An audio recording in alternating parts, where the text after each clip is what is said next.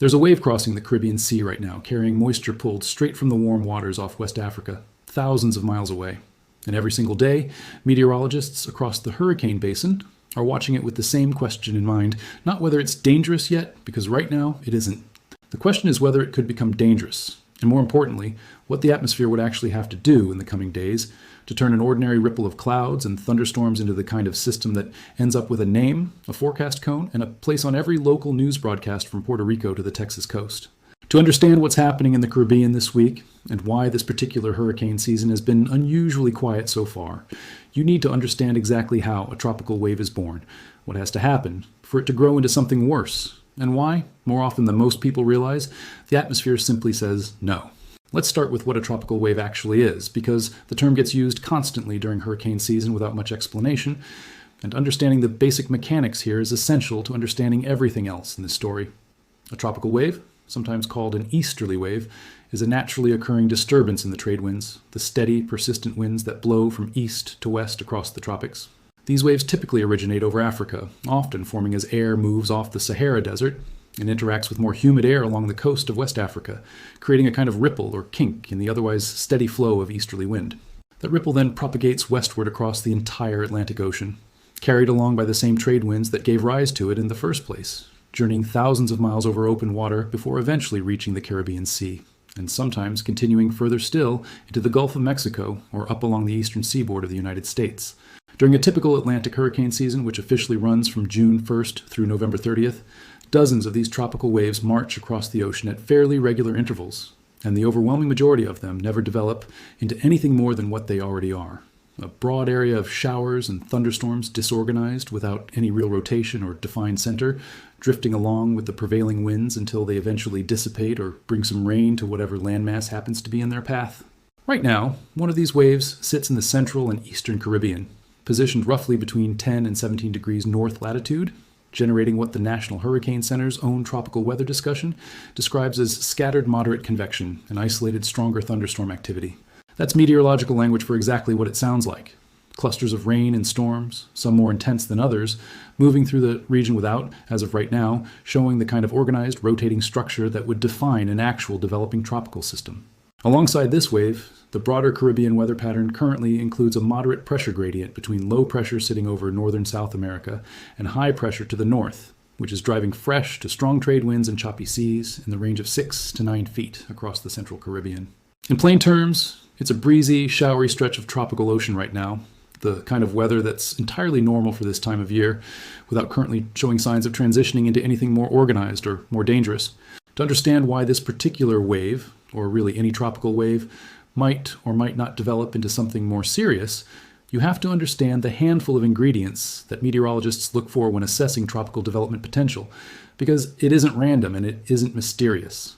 It comes down to a specific, well-understood set of atmospheric and oceanic conditions that either align in a storm's favor or actively work against it. The first ingredient is warm ocean water, specifically water warm enough, generally regarded as around 80 degrees Fahrenheit or higher, extending down to a meaningful depth beneath the surface, not just at the surface itself. Warm water acts as the fuel source for tropical development because it's the evaporation of that warm water and the subsequent release of heat energy as water vapor condenses back into clouds and rain higher in the atmosphere. That actually powers a developing tropical system, giving it the energy needed to organize and intensify.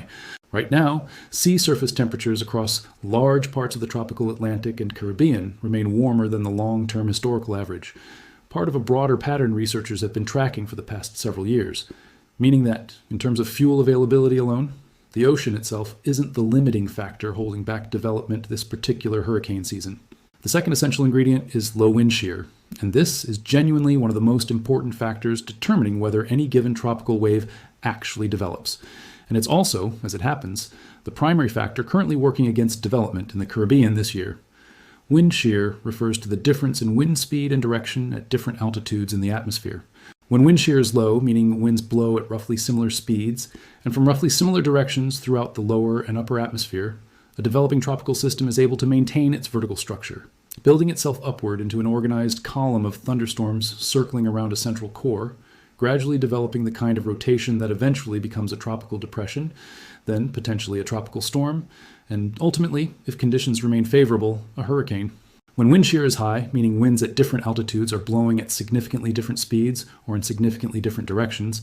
that shearing effect literally tears a developing system apart before it has the chance to properly organize, ripping the top of a budding storm away from its base and preventing the kind of vertical alignment a tropical system absolutely needs in order to intensify. This year, wind shear across large parts of the Caribbean and tropical Atlantic has remained moderate to occasionally high, working directly against the kind of clean, unimpeded development that would allow a wave like the one currently in the Caribbean to organize into something more significant. The reason for this elevated wind shear connects to the third major factor shaping this entire hurricane season, and it's a factor that extends well beyond any single tropical wave or any single week of weather: the ongoing development of El Nino conditions in the eastern Pacific Ocean. El Nino refers to a periodic warming of ocean surface temperatures in the central and eastern tropical Pacific, part of a natural recurring climate cycle that influences weather patterns across much of the globe, not just in the Pacific itself. One of El Nino's most well-documented and most consistent effects on the Atlantic hurricane basin specifically is an increase in upper-level wind shear across the Caribbean and tropical Atlantic, precisely the kind of shear that tears apart developing tropical systems before they can properly organize. The World Meteorological Organization has indicated that El Nino conditions were expected to consolidate through the middle of this year, with a high probability, estimated around 83%, that these conditions would persist through the final months of 2026. This is directly why forecasters at both the National Oceanic and Atmospheric Administration and Colorado State University's well-respected hurricane research team have both projected a below-normal Atlantic hurricane season this year, with Colorado State specifically estimating that the basin's total accumulated cyclone energy, a metric that combines both the number and intensity of storms across an entire season, would likely come in somewhere around 55 to 60% of the long-term historical average. NOAA's own official outlook placed the odds at 55% for a below-normal season, 35% for a near-normal season, and just 10% for an above-normal season, a forecast that has, so far, been playing out largely as predicted. This broader context helps explain something that might otherwise seem confusing about this particular hurricane season: the fact that warm ocean water, which should theoretically support storm development, is currently coexisting with a season that's actually tracking below its historical average for overall activity. This is precisely why meteorologists emphasize repeatedly that tropical development isn't determined by any single factor in isolation. Warm water alone doesn't guarantee an active season, and it can't overcome sufficiently hostile wind shear working against it. This year represents a fairly clear, almost textbook example of that exact dynamic playing out in real time. Warmer than average ocean temperatures providing ample fuel, while El Nino-driven wind shear works simultaneously to suppress the kind of organized development that fuel alone would otherwise support. The tropical wave currently sitting in the Caribbean is, in effect, caught directly between these two competing forces, sitting over water warm enough to theoretically support development, while moving through an atmospheric environment that, as of right now, isn't providing the calm, low-shear conditions it would need to actually organize and intensify. There's a third meaningful factor worth understanding as well, one that's been playing a significant role in suppressing storm development specifically over the past several weeks: Saharan dust. Every year, strong winds sweep enormous quantities of dust and dry air off the Sahara Desert in North Africa, lifting it high into the atmosphere and carrying it westward across the Atlantic Ocean in what meteorologists call the Saharan air layer. This layer of dry, dust-laden air can extend for thousands of miles, often stretching all the way across the Atlantic and into the Caribbean and Gulf of Mexico, and it represents a genuinely significant obstacle to tropical development, for a fairly straightforward reason. Tropical systems need moist, humid air to sustain the thunderstorm activity at their core. When a layer of extremely dry air moves into the same region as a developing tropical wave, that dry air can effectively choke off the wave's access to moisture, weakening the thunderstorm activity that would otherwise help the system organize and strengthen. Recent tropical weather coverage has specifically noted that Saharan dust has been present across significant portions of the deep tropics and Caribbean in recent weeks, working alongside elevated wind shear to further suppress development. One more piece of a broader atmospheric environment that has, so far this season, been considerably more hostile to tropical cyclone formation than it might otherwise appear at first glance, given how warm the underlying ocean water actually is. Given all of these competing factors, what does the National Hurricane Center's actual forecast currently say about this specific wave sitting in the Caribbean right now? As of the most recent tropical weather outlooks, forecasters have not identified any area of disturbed weather in the Atlantic basin, including this Caribbean wave, as having a meaningful chance of tropical cyclone formation over the next 7 days. Multiple recent forecast updates have explicitly stated that the Atlantic basin, encompassing the Gulf, the Caribbean, and the open tropical Atlantic, is expected to remain free of new tropical development through the remainder of July, continuing a broader quiet pattern that has characterized much of this year's hurricane season so far. This isn't to say the wave itself is entirely without impact. Regardless of whether it ever organizes into a named system, tropical waves like this one still typically bring meaningful weather impacts to the islands and coastlines they pass over or near, including locally heavy rainfall, gusty winds, and rough surf conditions, the kind of impacts that matter quite a bit for anyone actually living in or traveling through the region, even if the wave never earns an official name or generates the kind of dramatic headlines a developing hurricane eventually might. It's worth taking a moment to walk through exactly what would need to change, meteorologically speaking,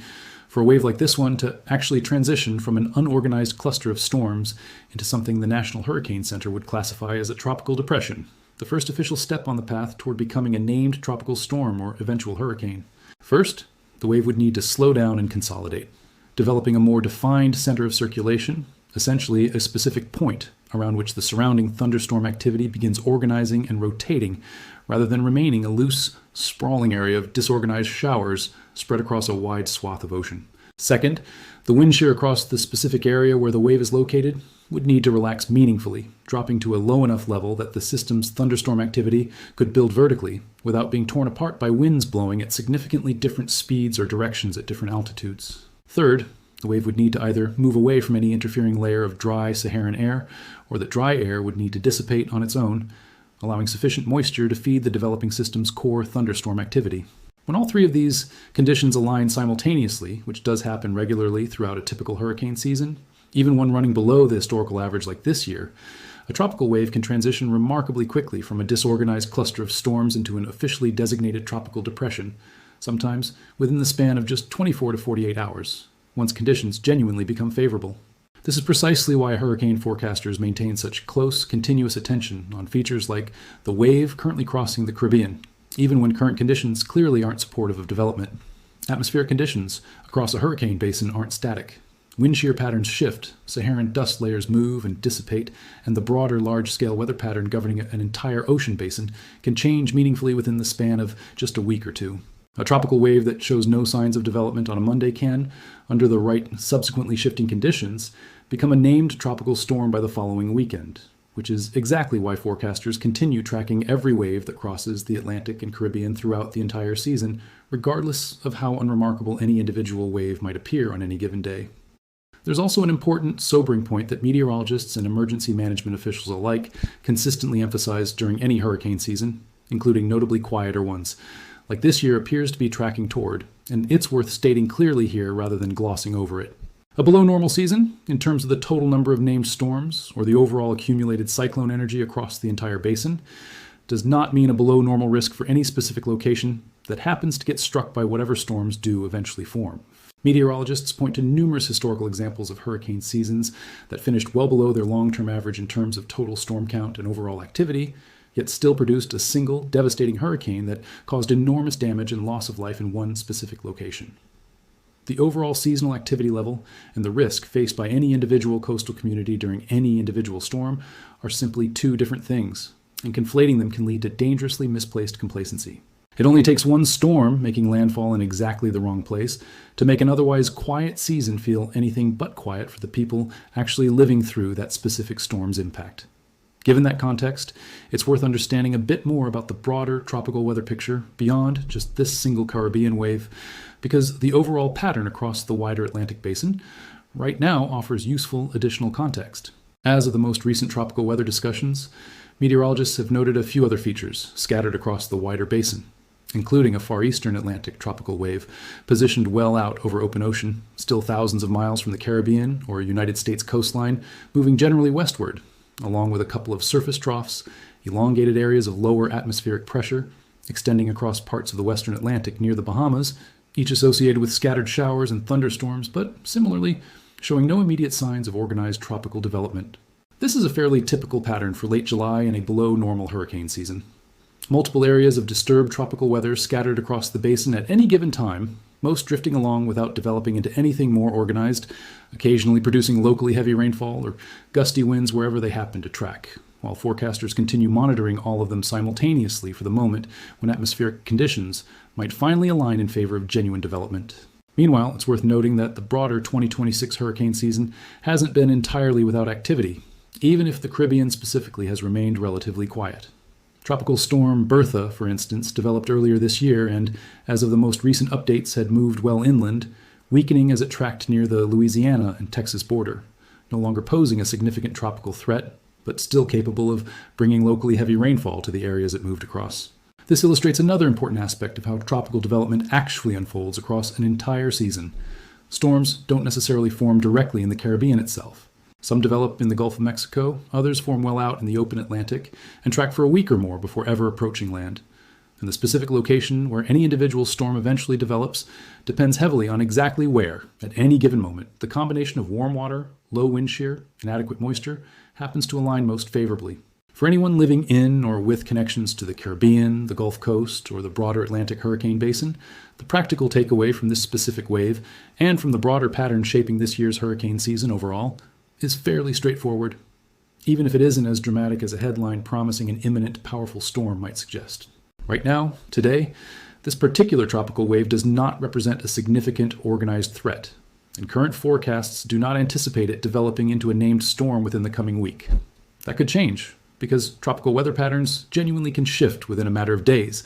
And continued monitoring by the National Hurricane Center and other forecasting agencies exists specifically to catch and communicate exactly that kind of shift quickly, should it occur. In the meantime, this wave, like so many others that cross the Atlantic and Caribbean during any given hurricane season, will most likely continue on its way, bringing periods of locally heavy rain and gusty winds to whatever islands and coastal areas happen to lie along its path, without ever developing into the kind of organized, dangerous system that ends up with a name and a forecast cone tracked anxiously by millions of people. What makes this particular moment in the 2026 hurricane season genuinely worth understanding, beyond just this one specific wave, is what it reveals about how tropical meteorology actually works, as opposed to how it sometimes gets portrayed in dramatized weather coverage.